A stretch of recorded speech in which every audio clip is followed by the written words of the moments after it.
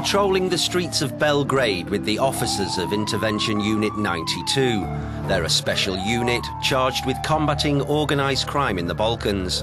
By setting up such a force, the government of Serbia is sending a strong message to the EU and its neighbours that it's serious about cracking down on the criminal gangs that sprung up in the region in the 1990s. And the usual routine is to check every suspicious vehicle, to check their identity and to check bags which they're carrying. Professor Alexander Fatic leads the security policy group at the Belgrade-based Centre for Security Studies. When you compare the number of convictions with the number of arrests on charges of organised crime, you see that a lot of the arrests had been unfounded, which really raises another issue, and that is the issue of human security and human rights.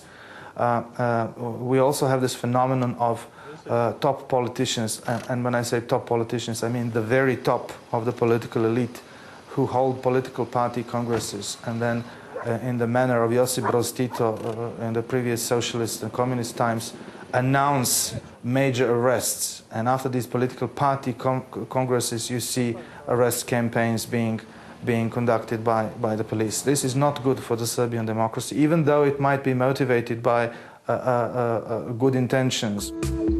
As well as battling crime, the Serbian government is making diplomatic moves to its neighbours, despite difficult relations stemming from the Balkan Wars of the 1990s.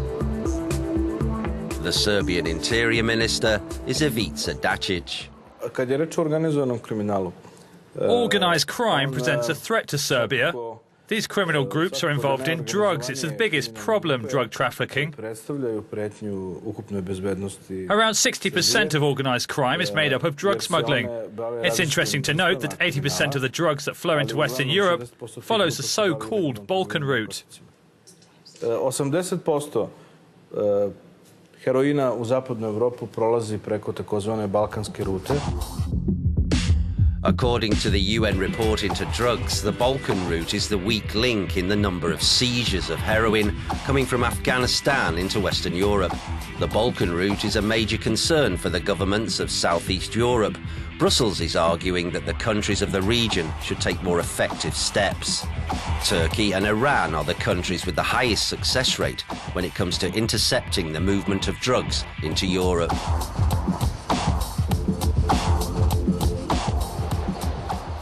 In order to be more effective, the Serbian government started a new cooperation with Croatia. Both Belgrade and Zagreb are creating common anti-crime structures and have signed a bilateral extradition agreement. Now, Serbs and Croats are cooperating along their borders.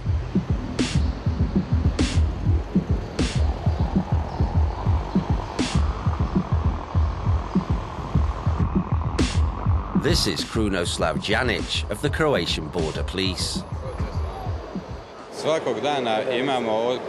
What's going on in terms of improvement is that we communicate on a daily basis. Moreover, we go to each other's offices to have a cup of coffee together. And on these occasions, we can simultaneously check the information.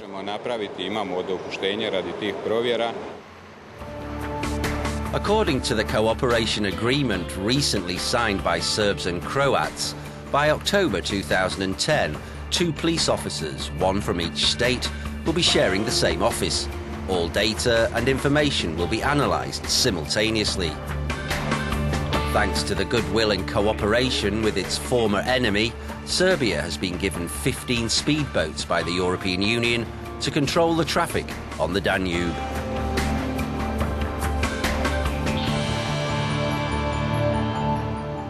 I think there is a genuine cooperation between Serbia and Croatia in this department. The main problem with organised crime for both Serbia and Croatia is within Serbia and within Croatia.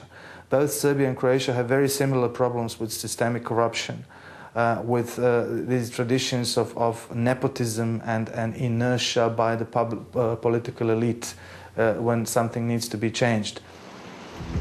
Despite its aim of cooperating with the Croats, Serbia still has a lot to do in working with Kosovo, which is an important link for criminal organisations.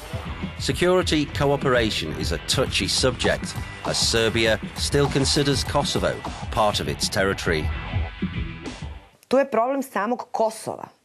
To nije problem The problem in Kosovo is the lack of a legal framework there. Serbia, Montenegro and Albania act as transit countries and cannot deal with the problem. There is no legal framework and strong institutions to deal with this problem in Kosovo. Funkcioniše Kosovo. I onda je organizovani kriminal u tom smislu vrlo jednostavno. And without a real border, how are you going to control it? Logično.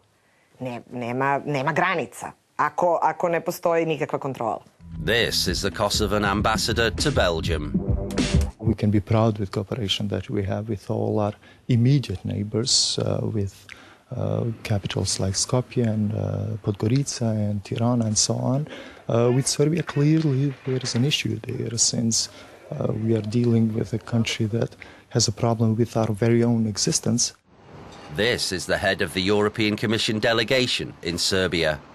You have a problem of vacuum of legislation, in a sense, there. You have a problem of circulation of war weapons, which is there. You have a economic problem, which is a real one. When you go there, you will see that the level of unemployment is very high. So all these elements together is, of course, a source on which illegal activities can grow easily. So that's the problem. So what we need is a comprehensive activities to tackle all of these problems there.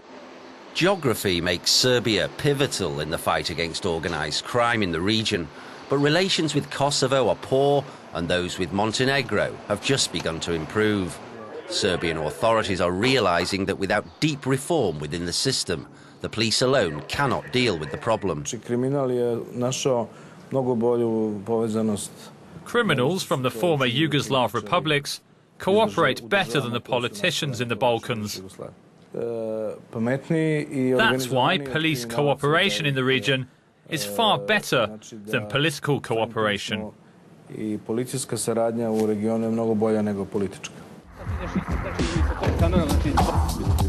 Kosovo's unilateral declaration of independence and the wars of the 90s have created a region where crime and corruption thrives. Now Croatia is about to join the EU and Serbia wants to be part of the process. The police are looking to the future. The politicians are finding it difficult to turn the page.